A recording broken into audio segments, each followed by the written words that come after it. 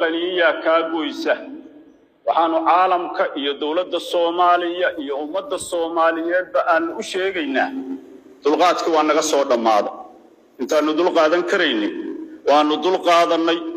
waanu awoodnaa tolbaanu u leenahay Allah caadilo guusha nasiiyay baynu haysanaa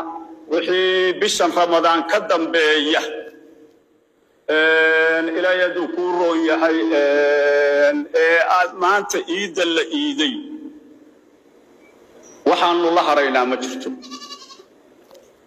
haraynaa ma jirto haddii reer Sheekh Isxaaq inaba aqli uu ku dambeeyo aruurahooda han laga kaxaystaan guryahoodii ha kula noqdaan deegaankooda ha ku ekaadaan dalka iyaga ha nooga baxaan